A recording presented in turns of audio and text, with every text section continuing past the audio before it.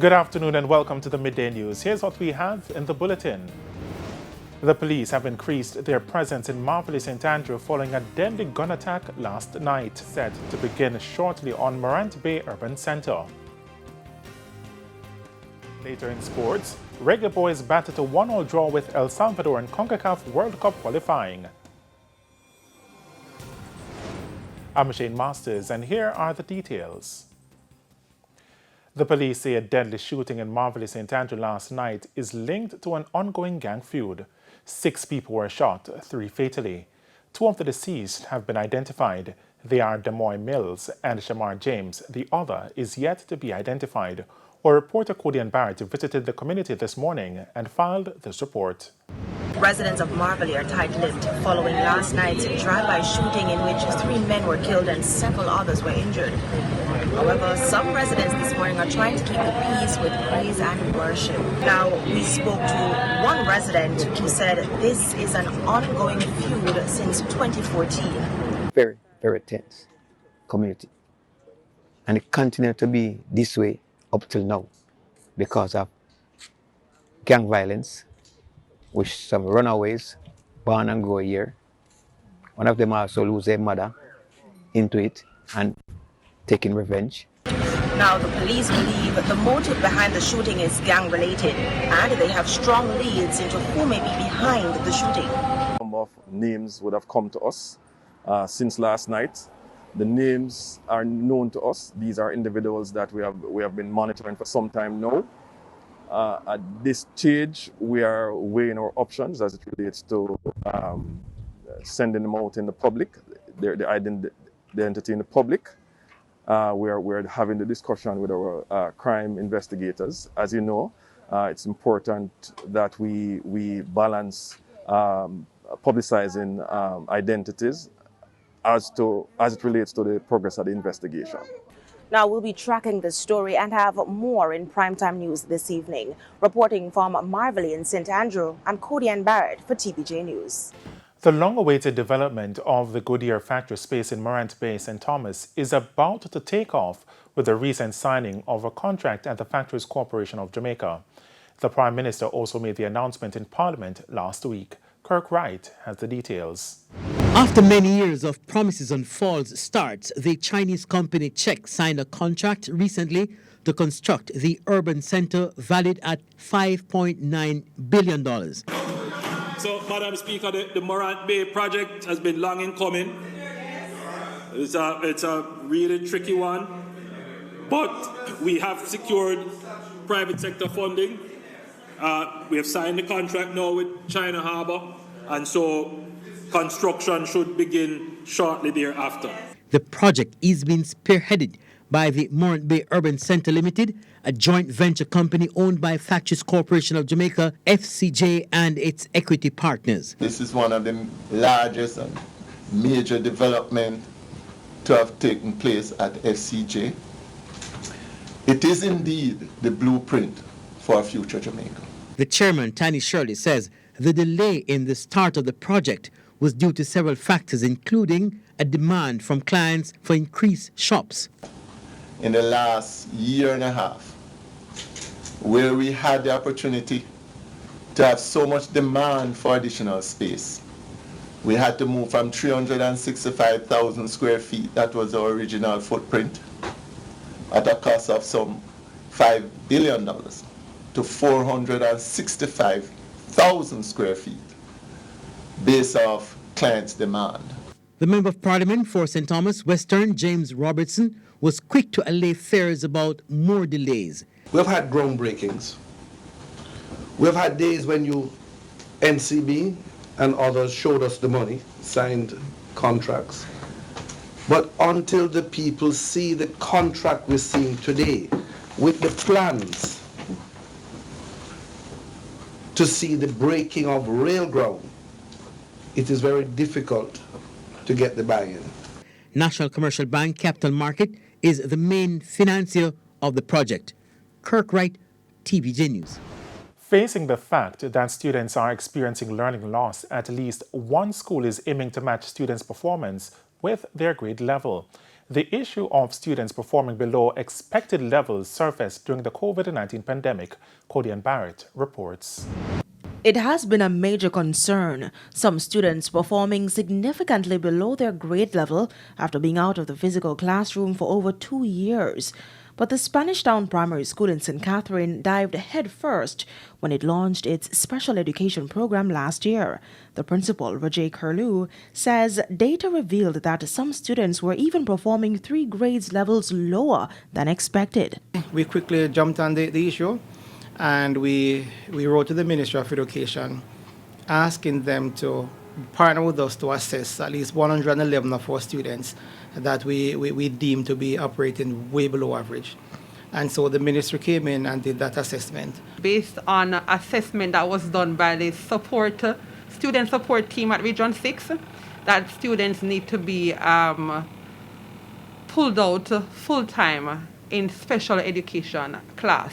43 students were later enrolled in the program between ages 6 and 9.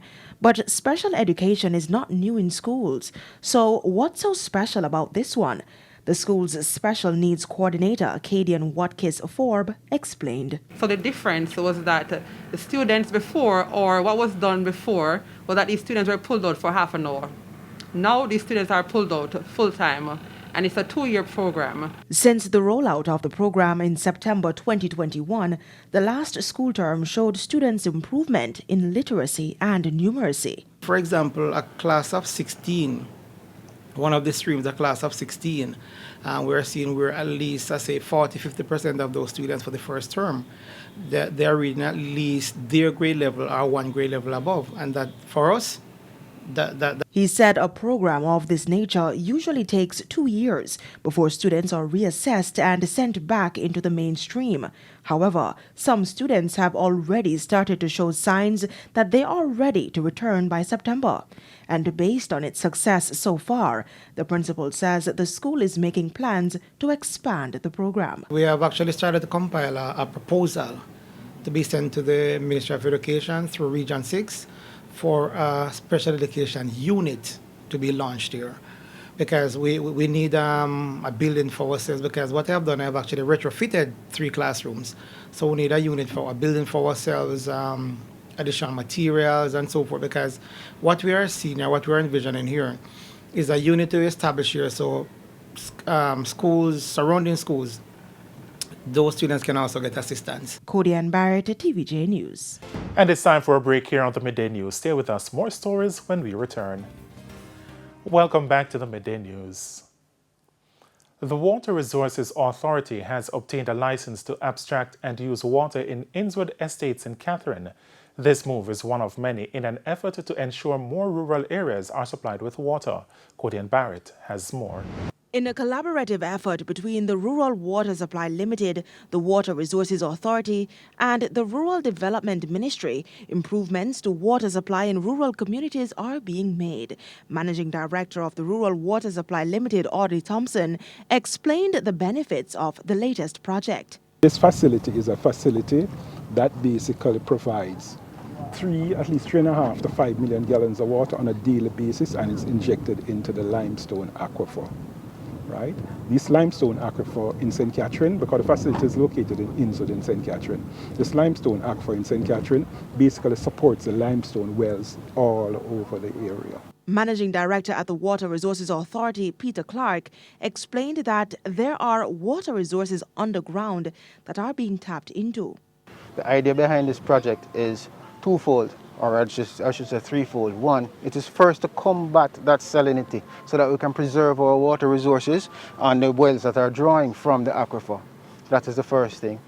The second thing is that we want to preserve water, so it becomes a facility to store water. Now, you might see the water going away and going through the system, but it is being stored because it's going into the aquifer itself. According to the Minister of Local Government and Rural Development, Desmond McKenzie, more water facilities are to be built in other rural areas. We are now working on a number of projects. Chambers Pen in Hanover, which is a part of the Rural Development Trust of the government. I will be announcing shortly, as I said before, going forward, to that project. The managing director of the Rural Water Supply also revealed that other systems are being looked at that can take water from the ground to the springs, including the use of solar water systems. Our main mandate is to satisfy the government of Jamaica 2030 vision to ensure that all rural Jamaicans have water, at least 50 litres, we're talking about 12 gallons of water, approximately 500 metres from where they live.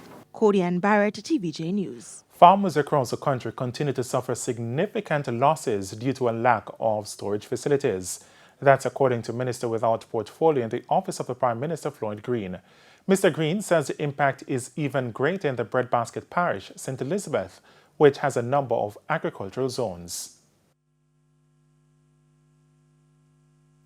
So part of our vision for St. Elizabeth is to ensure that we have facilities of this nature in key locations that will reduce the sort of transportation costs to our farmers and that will give them the access to the storage and the processing they need to maximize the return on their investment.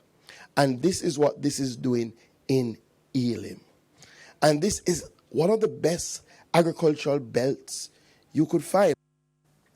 Mr. Green was speaking at the opening of the agriculture microprocessing plant at the Sydney Pagan High School recently.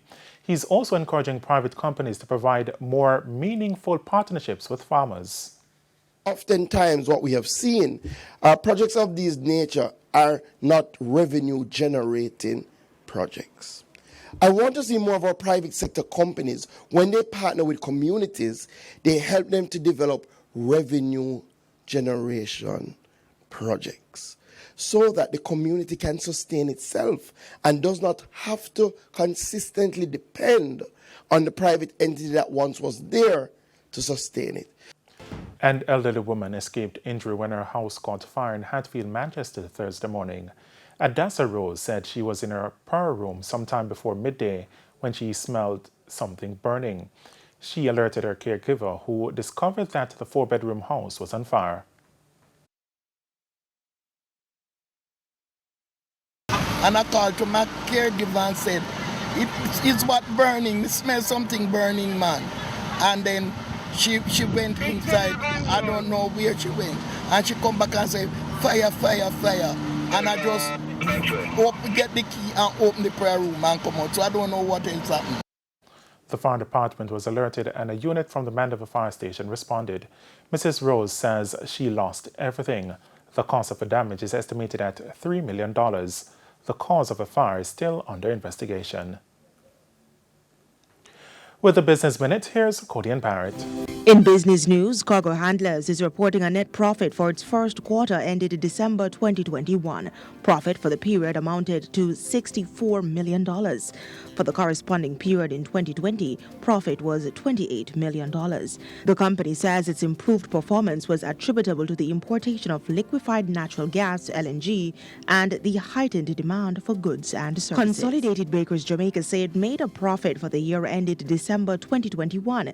The company says profit for the period was $15.25 million compared to $13.9 million in 2020. The baking company says revenue slightly jumped to just over $1 billion. And coming up in the Business Review this Sunday, face-to-face classes have resumed and one entrepreneur has created a QR scanner that makes accessing information easier. And that's it for the Business Minute this week. I'm Cody-Ann Barrett. Thanks, Cody. And now time for the top regional and international stories with Sandy Williams. In the region, Belize has become the latest CARICOM country to signal its intention to replace Britain's Queen Elizabeth as head of state and adopt Republican status.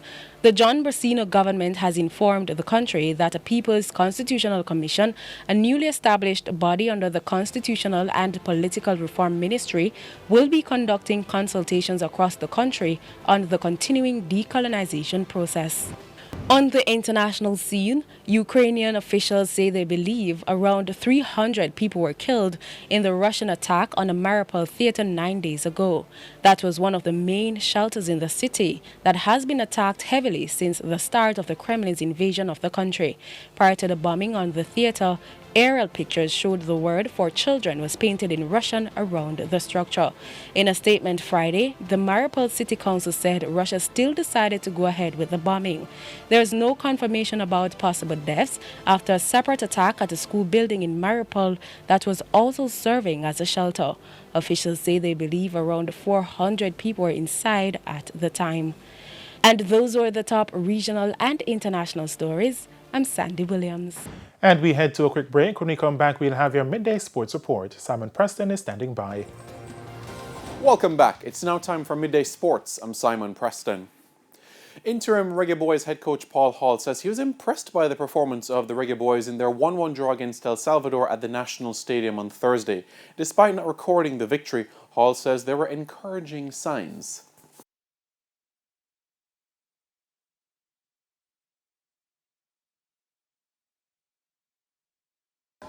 They wanted to play that football match tonight, and you could see that they were rolling the ball, and they were rolling the ball. That's reggae ball right there, you know? That's what I call reggae ball. That's in my philosophy. I said to them, play reggae ball. And at half-time, I just said, go and do exactly the same thing, and you'll win the game. I'm just gutted for them that they didn't win it, because we deserve to win that. Captain Andre Blake agrees. Very good performance. You know, I'm very proud of the boys. I think this is the most complete game we've played. You know, and we're looking to start over, and you know, this was definitely a very good performance, and you know, we have to maintain this standard and even get better as we go forward. The Reggae Boys are still without a win at home in the final round of World Cup qualifying since 2001. The Jamaicans will next be in action against Canada on Sunday in Toronto. Now, in other matches across the region, Costa Rica clipped Canada 1-0, Panama and Honduras battled to a 1-1 draw, while the United States and Mexico ended 0-0. And finally, to cricket we go now, as at sports time, the West Indies had reached 80 for 3 against England on day 2 of the third test in Grenada. Craig Brathwaite, Shamar Brooks and John Campbell were the wickets to fall for 17, 13 and 35. The Caribbean side trails England by 124 runs. On day 1, England were bowled out for 204. The series is locked at 0-0. And that is it for your Midday Sports Report. I'm Simon Preston. Ashane, it's over to you. Thanks, Simon. Just before we go, though, Simon, last night we saw the Reggae Boys playing a few young players. From your perspective, how did that go? It was encouraging in terms of those that ply their trade locally in the Jamaica Premier League. They really held their hands up ahead of international assignments on the horizon, the Gold Cup, the Nations League. So it was a good impression, and they have 2 more opportunities to continue to ensure they get that consistency against Canada on Sunday and against Honduras next week, Wednesday. And we're looking forward to them going forward in other matches. Yes, that is right. 2 more qualifiers, the CONCACAF Nations League, the next Gold Cup in 2023, and of course the big thing, the World Cup in 2026 in USA, Canada and Mexico. And how are we looking in cricket now with the West Indies? Yeah, a bit of a wobble right now as it relates to the bat. The pitch is quite low and flat, so it really is a concern, but the West Indies really have to get a first innings lead to really cement a chance of winning this match and the series as a whole. All right. Thank you, Simon. And that's a Midday News. I'm Shane Masters. Join us at 7 for primetime news on behalf of the news, sports and production teams. Good afternoon.